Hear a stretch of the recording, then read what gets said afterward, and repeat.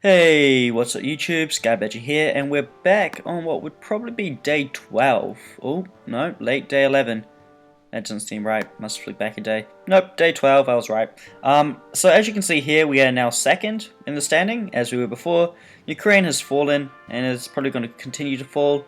Space Tamil, Greater Finland, has risen, and will probably take that first place in the coming days to come, and will rise to be a superpower. Good thing he's my ally. So also, in terms of what's happening down here,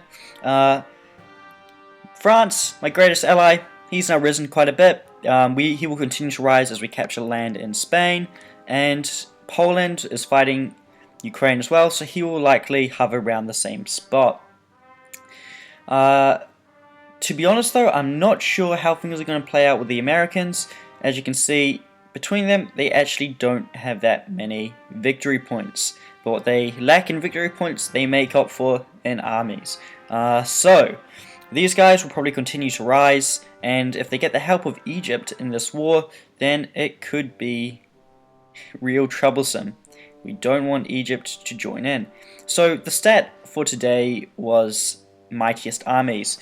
Luckily for our alliance, Greater Finland, France, myself are all in the top 3, as well as Sweden down in 6th and Poland in 9th. So that's good. It's also good to see that Ukraine, that was first, is now down to 3%, and Turkey, whose arse we've saved, is down to 3%, so hopefully he can combat Ukraine and might have some mercy on us when he recovers. Somehow Germany still has some troops left. Let's just close that ad, even though it's for War Thunder. War Thunder is a bloody good game if you haven't played it. So back to this. Spain, 0%. That's actually wrong. It's just rounded down, so don't always trust these. Russian Empire somehow has 1%. Germany has 1%. Now I know where those troops are, and I'll get around to killing those later when I have some time. Greater Romania still has 1%, and we know where those are. Yugoslavia worryingly has 2% of the forces in the world left, which is not good because I'm currently fighting him. And that is about all we can gather from this. So basically, first 3 places go to our alliance, 4th and 5th go to our enemy. And Egypt, the wild card, he could tip the balance here, because no one knows what he's up to. So, that's something to keep in mind. So although my army size is bigger than my biggest opponent, we are still fighting 3 players, which puts us nearly at a 3-to-1 odds. They're not in our favour. So since the last episode, I've fighted a defense up here against 3 tanks. Luckily I was able to whittle them down and get troops up here in time to defend, and that played out well. Now this is the next problem, this convoy here. Whittling it down slowly with some tactical bombers, and even if it does make it to the beach and onto land, it's going to make it past 2 anti-tank gun and 2 infantry. But because it is a plains though, they will have an advantage here with a 50% boost to their tank's strength, which is terrifying because level 2 tanks attack infantry with 3. Yeah, attack infantry with 3 if I remember rightly. So that's 4.5 times 5. That's 20.25. Yeah, 22.5. I'm pretty sure. And that's gonna hurt per hour if they get to the beach. So I've got some artillery on them, and I'm whittling them down. And because he stacked them with militia, and militia is the second slowest unit in the goddamn game, my artillery is going to have plenty of time from this point to do some minor damage. Now, once these do hit the land, I'm going to pull my tactical bombers off and hopefully not spend them. Tactical bombers are incredibly expensive, and I do not want to lose these ones that I have. So down here we're fighting a little bit of a naval combat. Me and the southern United States have been engaging in a few, I guess, naval battles. And at this point, his cruisers are a massive advantage to him. And this is where they die though, I hope. They really do, because they are a massive advantage to him. My navy at this point is only comprised of destroyers and submarines. And while I am about to get submarine level 2, and I'm building my first cruiser now, until I have my cruisers, my own cruisers, these are a tiebreaker. These will destroy my destroyers, and then that will eliminate my ability to deal with his subs and respond fast to enemy convoys. So what he can't see at the moment is he's running into a trap. He had intel earlier on in the game that I had a group of 2 destroyers here, and he'll be hunting them down. So what I'm doing at the moment is I'm grouping up my subs, and once he gets to this point here, I'm going to attack, and in the meantime, where I've had to pull subs away, I'm sending my destroyers to cover those spots so I can maintain that defense. So in a few hours time, he'll be in that trap, and we'll be all happy and all safe. While cruisers do have 1 defense against submarines, that's nothing when, you know, I'll be attacking with soon, once I get the next level, 3 against his ships. So I should have the advantage, and I should be able to sink those, and it will be a costly loss to him. And it just appears as though my infantry's finished. Now, another thing is, I'm building commandos. Why am I building commandos?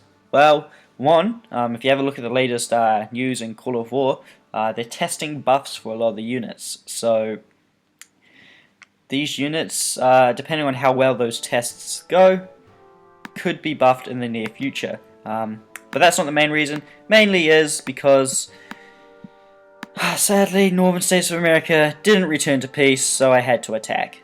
Sorry, buddy, but you left me no choice. I asked very nicely, you know, I didn't pressure you, and just so everyone can see that, if we go to my messages, you know, I was pretty nice about it. I thought I was pretty good, and, you know, just letting him know that, yeah, that if he wants peace, it's still up there, but I doubt he will. I've seen him make plenty of maneuvers since then, and quite frankly, at this point, with the damage he's caused to my economy, there ain't no going back. So, what else is happening? Northern United States managed to sneak a unit into Rome, but we are dealing to that as it speaks, and Canada doesn't realize it, but I've seen this unit heading up here. Based on the trajectory it's taken, it's going to hit here, or it's going to go up into here. But we'll be able to track it, and as soon as it takes a turn up here into here, we'll know if it's going up there so we can send troops. But for the time being, based on the direction it's heading, it's going to land up here. Now, I'm not sure what it is. I assume it's troops. So I'm going to send some infantry just up to here, just in case it does make a turn at the last minute. I can quickly reinforce that. But I'm going to send some anti-tank guns and infantry up to here. Now, because I have fortifications in the area, he's going to need a pretty strong defense, or offense rather, to counter that. And it will be interesting to see how it goes. So, based on what happens, I don't know how this is going to play out, because I don't know what he's sending. Based on the stats I've seen so far, even with the heavy casualties he has taken so far in this war, he still has a lot of troops left, and there could be a lot of troops in that stack. I doubt he's holding anything back up here. Also, I lost St. John's, and I lost up here as well. I haven't lost it yet, but I'm not going to defend it. It's not worth it. It's not worth the 8 food and 4 goods. Can use those goods elsewhere. So that's really all that is happening at the moment. I'm trapping a Southern United States cruiser squadron, and I'm hopefully going to defeat this convoy. If the convoy does make it to the beach, and it does somehow manage to get all the way to these troops, and I'm taking a beating, I have one rocket, one level 1 rocket, that will hopefully make the difference. And at that point, of course, I put the tactical bombers back into use. But this level 1 rocket, at this point, I'm not going to use it unless I absolutely have to, because although it can deal 15 damage on a hit, with a 50% bonus, these guys can do a fair bit of anti-air damage.